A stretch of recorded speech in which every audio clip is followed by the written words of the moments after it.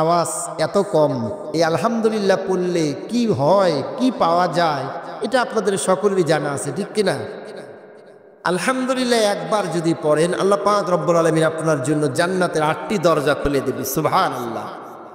সে আলহামদুলিল্লাহ কি জবান থেকে, মন থেকে, প্রাণ থেকে বলার প্রয়োজন আছে না নাই? মহাব্বতে বলে আলহামদুলিল্লাহ। রব্বানা লাকাল হামদ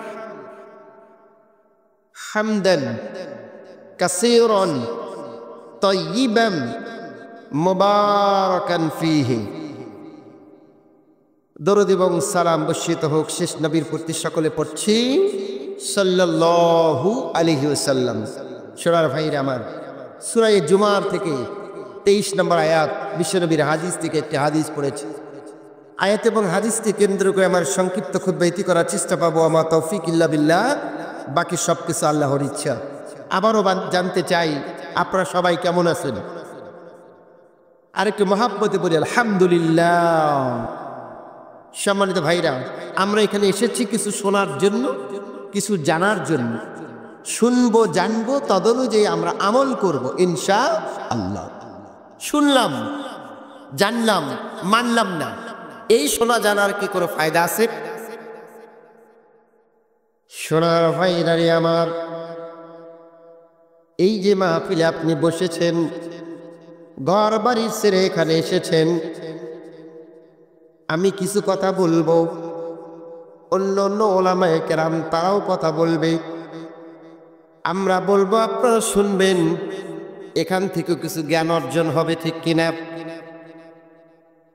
আল্লাহর নবী, বিশ্ব নবী, রহমতের নবী, তিনি বলেছেন, মান সালাকা তরিকান ইয়ালতামিসু ফীহি ইলমান সাহালাল্লাহু লাহু তরিকান ইলাল জান্নাহ। চিৎকার মেরে কন্যা আল্লাহু আকবার। নবীজি বলেন, যদি কোনো আল্লাহর বান্দা বান্দি যদি কোনো রাস্তা অবলম্বন করে, কিসের রাস্তা? জ্ঞান অন্বেষণের রাস্তা, ইলম অন্বেষণের রাস্তা। এই যে আপনারা বাড়ি থেকে এসেছেন কিছু শেখার জন্য, আমার নবী বলে, কেউ যদি কোনো জ্ঞান অন্বেষণ করার জন্য, জ্ঞান তালাশ করার জন্য যখন কোনো রাস্তা অবলম্বন করে, আল্লাহ পাক ওই বান্দার জন্য, আল্লাহ পাক ওই বান্দার জন্য জান্নাতের রাস্তা সহজ করে দেয়। সুবহানাল্লাহ। আমরা এসেছি এখানে কিছু শেখার জন্য। আল্লাহ পাক বলেন, কোনো কিছু শেখার জন্য যখন কোনো মানুষ বের হয় বাড়ি থেকে, নবীজির ভাষায় আল্লাহ পাক ওই বান্দাদের জন্য জান্নাতের রাস্তাগুলো সহজ করে দেয়। সকলে বলি আলহামদুলিল্লাহ।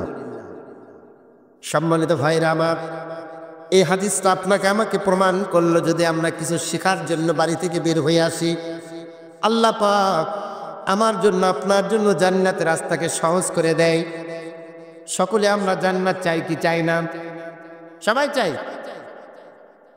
সোনার ভাইরা আমার, তাহলে চলেন, আমি এখানে আপনাদের সামনে কোরআন থেকে কিছু বলতেছি আর আপনারা শুনতেছেন আমার নবীর ভাষায়। খায়রুকুম মান তাআল্লামাল কুরআনা ওয়া আল্লামা। আসমানের নিচে, জমিনের উপরে নবীর ভাষায় সবচেয়ে উত্তম মানুষ হলো তারা যে নিজে কোরআন শিক্ষা করে এবং অন্যকে শিক্ষা দেয়। এই জায়গায় আমরা কোরআন থেকে জ্ঞান দিব, আপনারা কোরআন থেকে জ্ঞানগুলো নেবেন। বিভিন্ন ব্যাখ্যায় পাওয়া যায়, আপনি নিজে কোরআন পড়বেন, অন্যকে কোরআন শেখাবেন, ইসলামী কথাগুলো শুনবেন, অন্যকে শোনাবেন। আমার নবী বলে, এই মানুষগুলো আল্লাহ পাক রব্বুল আলামিনের কাছে বড়ই দামি।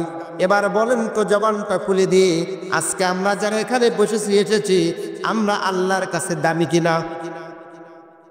মুসলমান ভাইরা আমার, এই দুনিয়ার কোনো মানুষের কাছে দামি হওয়ার প্রয়োজন নাই। আমরা সকলেই দামি হতে চাই কার কাছে?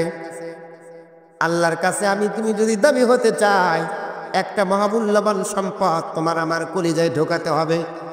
আল্লাহ পাক বলছেন, ইন্না আকরামাকুম ইনদাল্লাহি আতকাকুম।